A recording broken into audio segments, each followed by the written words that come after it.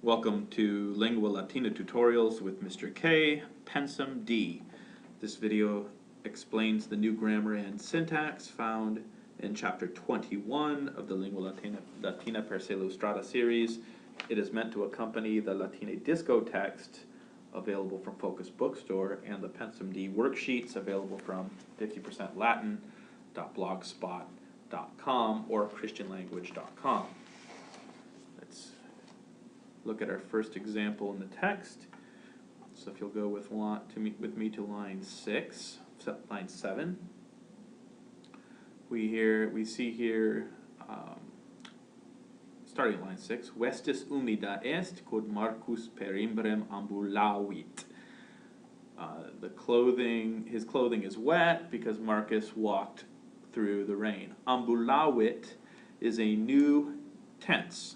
So you've met in the previous chapters the present tense, the imperfect tense, the future tense, and now you're going to be introduced to the perfect tense. In Latin we have 6 tenses, and 3 of them are in the past. You met one of them in the past, the imperfect, which is, I told you before, like a home movie in the past. It shows you things that have happened continuously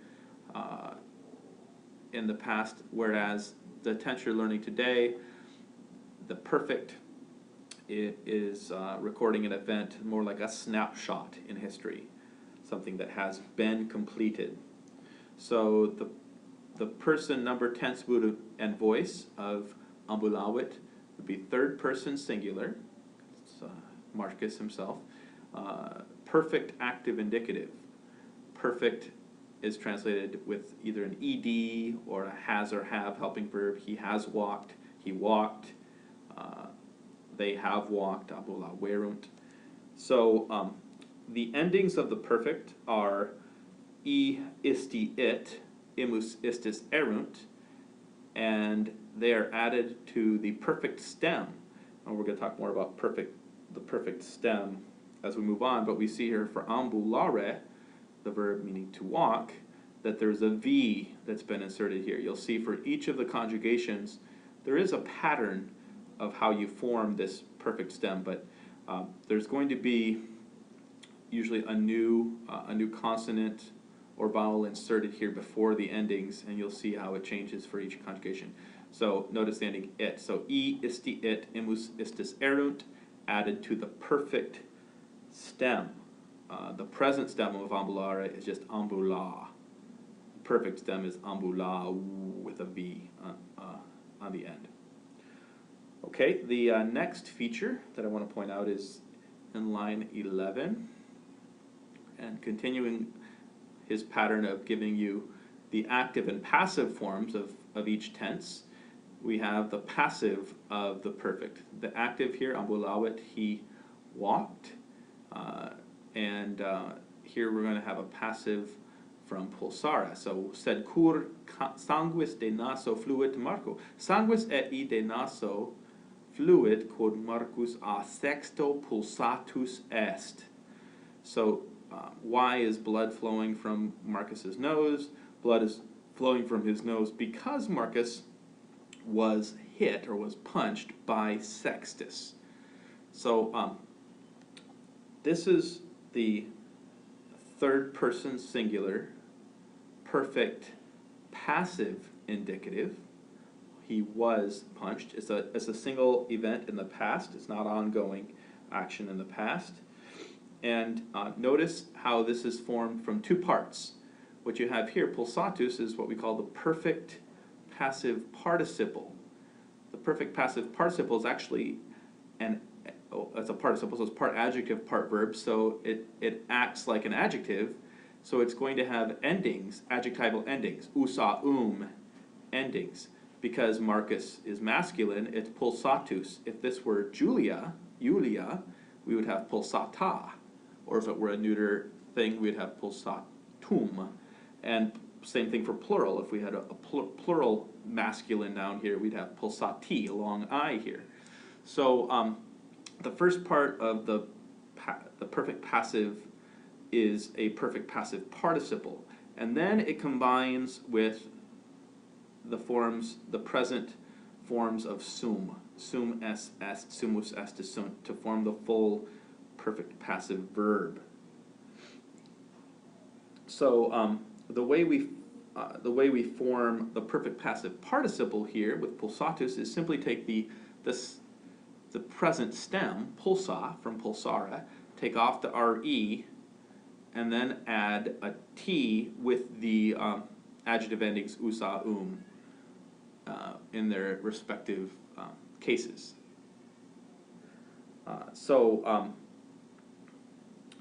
The next feature that I want to point out is in line 13,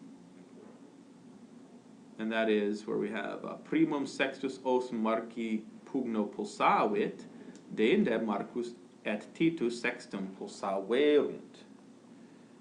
So pulsaverunt, we see, is a third person, plural, perfect active indicative from pulsara. So if you look this up in the dictionary, you see pulso or pulsare, I punch or to punch, and the endings again of the perfect, e isti it, imus istis erunt. So here we have the erunt ending, the third person plural, they punched. Marcus and Titus punched Sextus. So the perfect stem, like ambulo, you see has a V inserted before the endings. So the present stem pulsa becomes pulsaw in the perfect, and then you add your endings. Line 20 has our next new grammar feature. Sor dedus est quod humi jacuit, humus enim propter imbram humidus et sordida est. Okay, so he is dirty, he's filthy, because he laid on the ground. Here we have jacuit. Okay, this is another example of a perfect. It has the third person singular ending it. So e isti it, third person singular perfect active indicative. However, notice it does not have the V. That's because this is a second conjugation verb. The second conjugation verbs usually insert a U in front of their ending. So the E becomes a U. So the stem in the present for yakera, to lie down, is yake, I-A-C-E. So yakeo, yakes, yaket, yakemus, yaketes, yakent in the present. Here in the perfect, the E turns to a U, so you end up with yaku as your perfect stem, to which you add e isti it, imus istis erunt. Okay, the next feature I want to point out is in line 35. And here we have Julius, who says, Intelligebam te non cornibus sed pugnis pulsatum esse. I understand that you were not hit by horns, cornibus, but by fists. Or I understood that you were hit, not by horns, but by fists. Cornibus is a new form of the third declension. You have seen the fourth declension with the words like manus, hand, but this is the first example of the neuter fourth declension.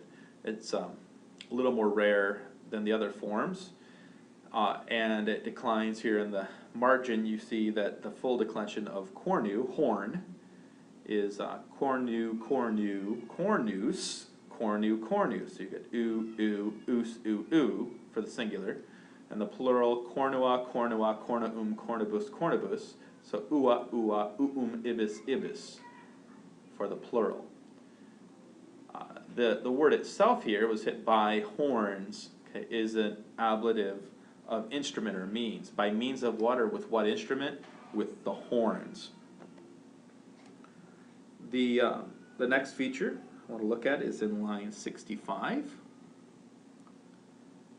And move ahead to 65, where we see aliquis pedibus sordidis in solo mundo ambulavit. So this is Amelia, who says, somebody has walked on with dirty feet on my clean floor. So aliquis is an indefinite pronoun. It doesn't have a definite antecedent, and we translate it as someone, somebody. And it tells you, implied that I don't know who it was, someone. And then aliquid, something. So I don't know what though. Aliquid something, aliquis someone, both indefinite pronouns. The next feature is in line 83, so go ahead with me to that line. And we see in ludone quoque bonus puer fuisti. So were you also a good boy in school? Fuisti is the perfect second person singular of sum. So sum esse, if you were looking this up in the dictionary, you would not find fuisti. What you would look up is sum. It's an irregular verb, and so its forms are highly irregular for each. You can't predict this form for the perfect. You have to memorize it. So fui, which means I was or I have been. Fuisti, you have been. Fuit, he, she, it has been. The plural continues to add the endings you've seen. Imus istis erunt. So fuimus, fuistis, fuerunt. For we have been, you all have been, they have been. And then we see that the equivalent of esse, to be, in the perfect, is fuisse, to have been. So present active infinitive is esse, to be. Perfect active infinitive, fuisse, to have been.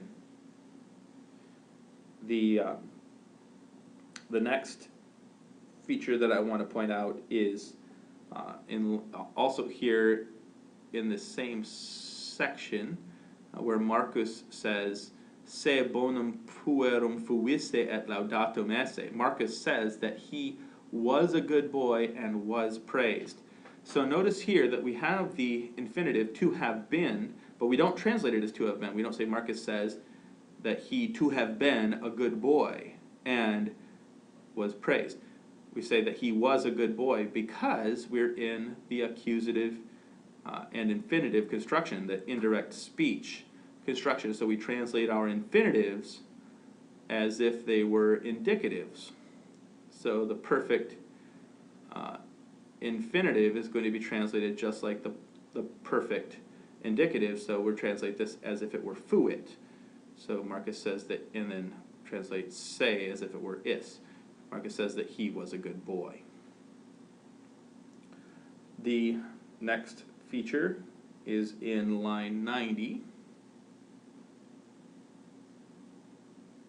And we have Marcus, who says, multa nos docuit, legeret, scriberet, computare, etc. He taught us many things. Multa. You will frequently see adjectives like multus many, and or much. You will see them used in substantive ways where they stand as nouns. He taught us. There's no noun to go with multa, and so the neuter accusative or neuter nominative could stand as a substantive noun, or we call it a substantive adjective, acting as a noun. He taught us much. He taught us many things. We see the same thing with ketera here, to read and to write and to do math, and he taught us other things, ketera. The next feature that I want to point out is in line 97.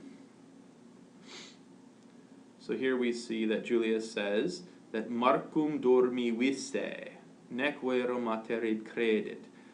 Julius says that Marcus slept, but his mother doesn't believe it. Here, dormi visse, we see a perfect, another example of a perfect infinitive, similar to fuisse, to have been. Here, dormi visse by itself means to have slept, to have slept. And the rather than and compare it to the present, which is dormira, to sleep.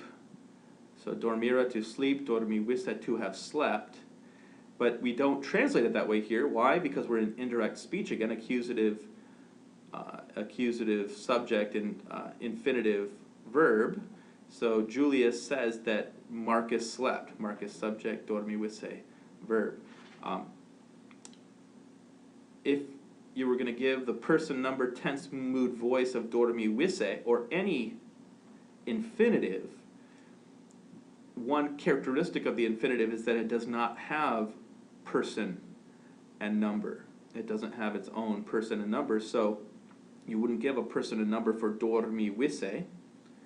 What you could give is you could give the mood, which is infinitive, the tense, which is perfect, so perfect infinitive, and the voice, which is active. So infinitives have tense, mood, and voice, like their other verb counterparts, but missing person and number. Okay, if you were going to look this up in the dictionary, you would look up under dormio, dormire, I sleep or to sleep. It's a fourth conjugation verb, and notice that just like ambulare, you get the V in front as part of its stem, dormiv or dormiv. Okay, the next feature I want to point out is in line 113. That is right here where we say we have non Marcus et sextus scripts et litteras quae in ea tabella leguntur. Not Marcus, but Sextus wrote the letters which are read on this tablet, or on the tablet. So here we have another perfect, scripsit, third person singular, scripsit, est, it, and it is from the verb scribere, so it's a third conjugation. Remember the four conjugations, ara, era, and ira verbs. It's an ira verb, scribere. Notice that the B has disappeared here. So the present stem of scribere is just S-C-R-I-B, scribe. And to that we add O is it, etc. Scribo, scribis, scribit for the present. The perfect stem for the third conjugation tends to add an S in front of its endings, est, it. And notice that the B, notice in the margin that scribes with the BS changed its pronunciation and spelling over time from scripsit to scripsit. And so these forms, these third conjugation perfect stems, are fairly irregular and often have to be memorized, but it's good to at least know the rule. The general rule is that an S is inserted after the present stem before you get the perfect endings with some spelling changes. So if we were going to conjugate fully scribere in the perfect, we'd have scripsi, scripsisti, scripsit, scripsimus, scripsistis, scripserunt. And the dictionary form would be scribo, scribere, I write to write. Present stem just scribe, and perfect stem scrips. The next feature I want to point out is in line 119, where Marcus says, ipse scripsi profecto mihi crede. Of course I myself wrote it. I wrote it myself. Mihi crede, believe me. So in the margin you see that credere, believe, is one of those verbs that takes a special case. You'd expect the accusative of the person that is being believed. So believe me, you expect may here, or at least I would. But instead you get give me your trust, give your trust to me. And so the dative here of mihi with crede, the imperative, believe me.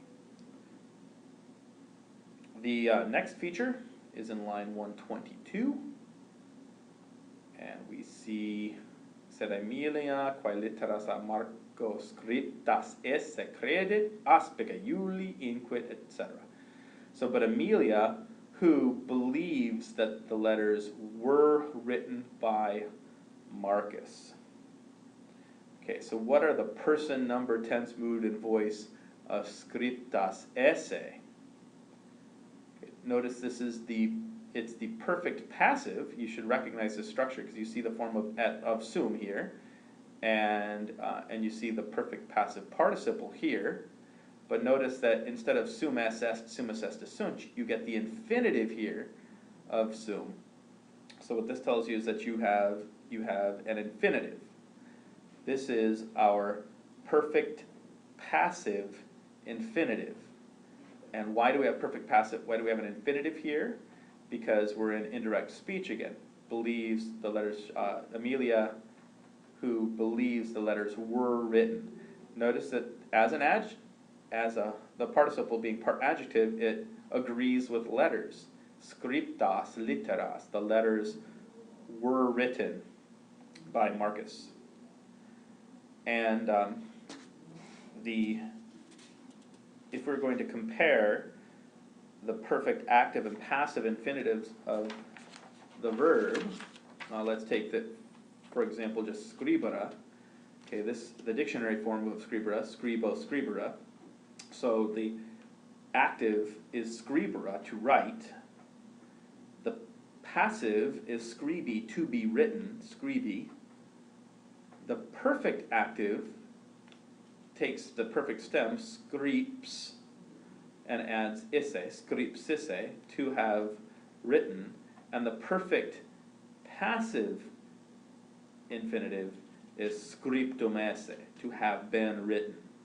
Or and remember that the scriptum, the participle, will change based on what the thing is that has been written. Okay, we've got one more feature to point out, and that is in line 124, where we have quid dixit magister Marce. What did the teacher say, Marcus? This dicere comes from dicere.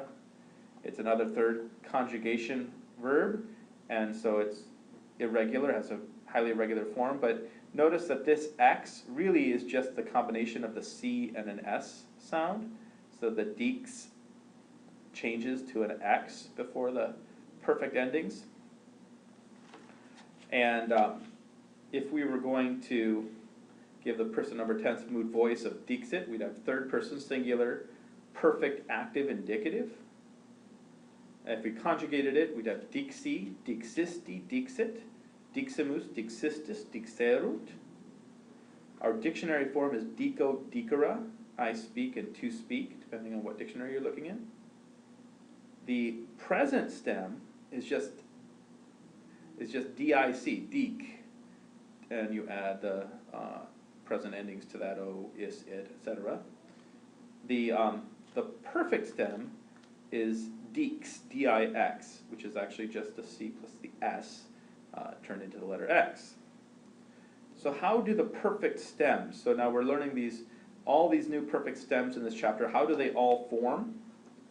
For the first and second conjugations, for the first and fourth conjugations, we tend to add a V after the present stem. So like pulsara, pulsa becomes pulsav, pulsaw, and dormira, dormi, the present stem becomes dormiv or dormiv.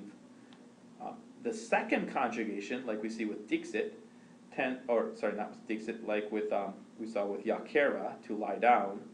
Yake, the present stem, adds a U, or it changes the E to a U, so you get up with yaku with the endings. The third conjugation, like we see here, tends to add an S after the present stem, which is, especially if that stem ends in a consonant, it tends to change pretty radically.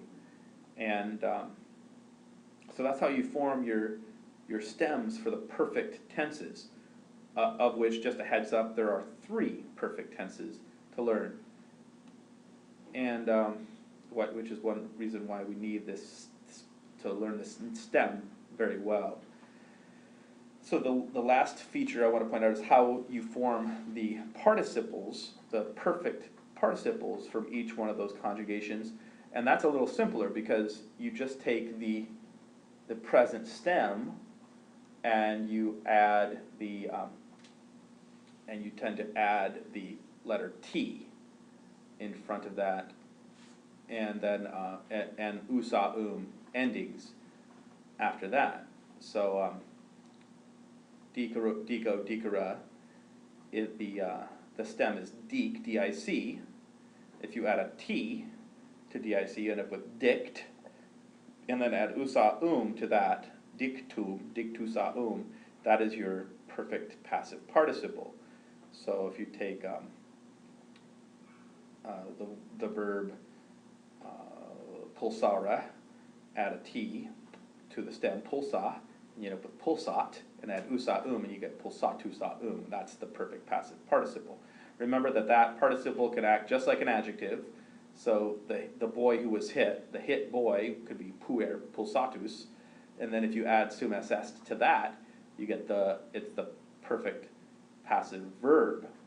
So puer pulsatus est, the boy was hit. Okay, so those are all the new grammar and syntax features for chapter 21.